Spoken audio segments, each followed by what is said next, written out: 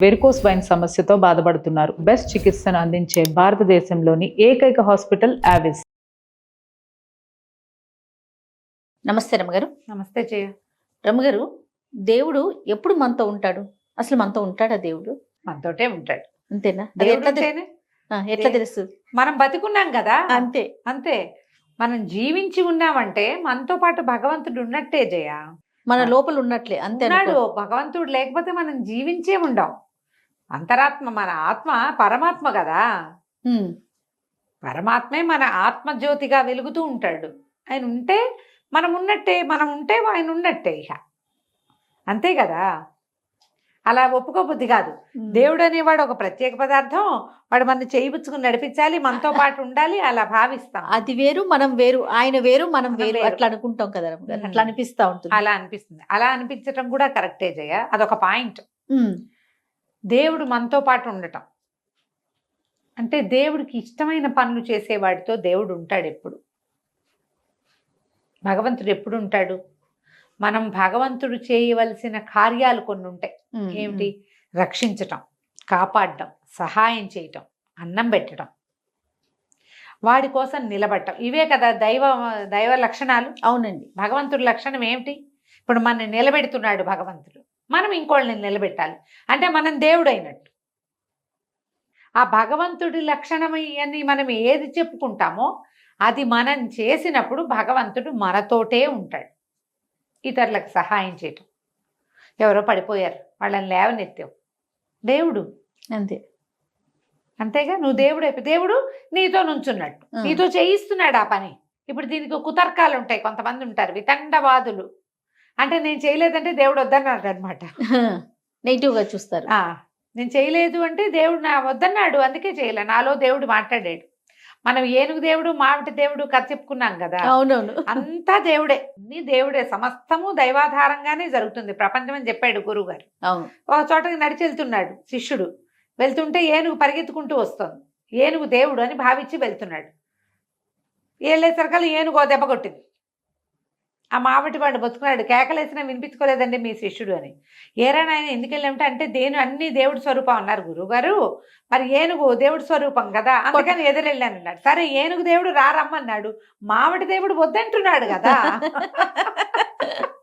పైన కూర్చున్న వాడు బాబు బాబు పక్కెళ్ళిపో చెట్టెక్కు దేవుడు వద్దంటున్నాడు. ఆయన వద్దన్నాడు. ఈయన పిలిచాడు అనుకో, నీకు అర్థమయ్యే వాక్యాల్లో చెప్తున్నాడు కదా, నువ్వు అది వినాలిగా. భగవంతుడి పిలుపు వింటామంటే ఏమిటి? అంతే. ఒక మంచి కథ ఉంది జయ. ఓకే. పూర్వం అట ఒక మంచి జ్ఞాని అయిన ఒక వ్యక్తి ఉండేవాడు. ఇతను మంచి ప్రవర్తన నియమావళి కలిగిన వాడు, చాలా మంచివాడు. తన పూజ బాగా చక్కగా చేసుకునేవాడు, ఇతరులకి సహాయం చేసేవాడు. ఎంత చక్కగా పూజ చేసేవాడంటే ఒకనాడు భగవంతుడు దిగి వచ్చేసాడు. నేను నీతోటే ఉంటా అని చెప్పాడు. ఆయన చాలా సంతోషించాడు. ఆయన ఎక్కడికైనా వెళ్ళేవాడు. వెళ్తే తన పాదముద్రల పక్కన భగవంతుని పాదముద్రలు చూసేవాడు. ఎక్కడికైనా వెళ్ళి తన పాదముద్రలు ఉన్న చోట పక్కన ఇంకొక జోడు పాదముద్రలు ఉండేవి. అంటే దేవుడు నాతో కలిసి నడిచాడు. ఎప్పుడు చూసుకునేవాడు. అయితే ఏమైందట, ఒకసారి పొరుగునున్న ఒక పేదవాడు చెట్టు మీద నుంచి పడ్డాడు. ఈయన అక్కడికి వెళ్ళాడు. నిరుపేదవాడు.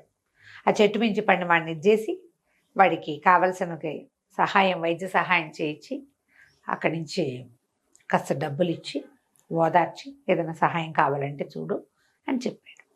ఆ నిరుపేదవాడి ఇంటి వాకిట్లో మట్టిలో ధూళిలో తన పాదముద్రలు కనపడ్డాయి. పక్కన ఉండవలసిన జత లేదు. ఆశ్చర్యపోయాడు. ఏంటి లేవు, నాతో రాలేదు ఆ దేవుడు అనుకున్నాడు. కానీ దాన్ని పాటి చెయ్యలా, వదిలేసుకున్నాడు. అక్కడి నుంచి దూరంగా ఎవరికో ఒక సహాయం అవసరమైంది.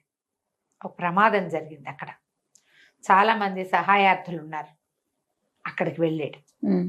అక్కడ వాళ్ళందరికీ సహాయం చేశాడు. కొంతమందికి ఆహారాన్ని ఇచ్చాడు, కొంతమందికి వైద్యం చేయించాడు, కొంతమందిని మోసుకెళ్ళాడు, వాళ్ళ ఇళ్ళ వాళ్ళకి కబుర్లు చేశాడు. అన్ని చోట్ల గమనించాడు. తను ఎక్కడైనా నిలబడి యువతలకు వస్తే తన పాదముద్రలే ఉంటున్నాయి కానీ పక్కన పాదముద్రలు ఉండట్లా, ఒక జతే ఉంటున్నాయి.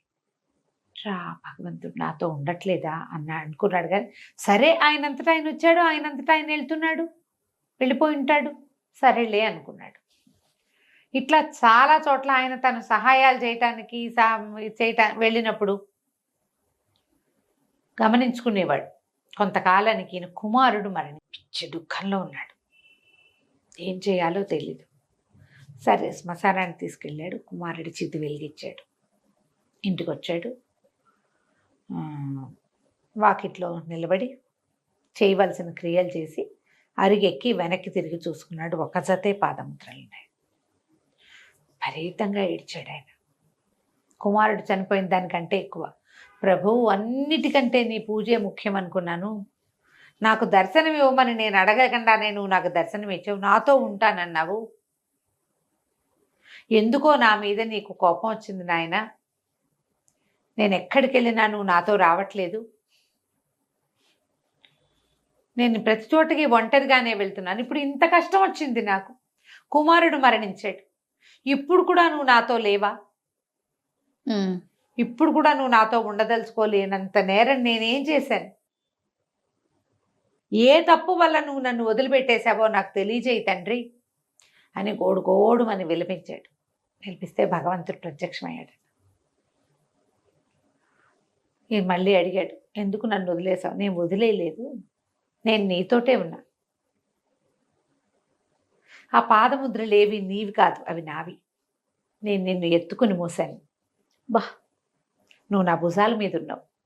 నువ్వు ఒక పేదవాడిని చూసి వాడికి అన్నం పెట్టావు, అప్పుడు నేను నిన్ను ఎత్తుకున్నాను. నువ్వు ఇంత పని చేస్తున్నావు, నీకు ఈ శ్రమ ఎందుకు? నడిచే శ్రమ. అందుకని నేను నిన్ను ఎత్తుకెళ్ళాను అక్కడికి. నువ్వు కొంతమందికి సహాయార్థులకి సహాయం చేసావు, శరణార్థులకి సహాయం చేసావు, నేను అక్కడికి నిన్ను తీసుకెళ్ళాను. నీ కొడుకుని శ్మశానానికి తీసుకెళ్ళావు, నిన్ను నేను మోసుకెళ్ళాను. నువ్వు అతన్ని వెనక్కి దింపి అతన్ని పంపించి వెనక్కి వచ్చేటప్పుడు కూడా నేను నిన్ను ఎత్తుకుని తీసుకొచ్చాను. ఆ పాదముద్రలు నావి, కావాలంటే చూడు అని దాని మీద ఉఫ్ఫను బూదేటట. ఆ పాదముద్రలు బంగారు ముద్రలు. భగవంతుడు మోస్తాడు ఇట్లా. ఎప్పుడు మనం అతడు చేయవలసిన క్రియని మనం చేస్తామో అప్పుడు దేవుడు మనతో ఉంటాడు. అతని ప్రజెన్స్ని నువ్వు ఫీల్ అవుతావు, అవ్వవు. అది ఎట్లా ఉంటాడో తెలుసా?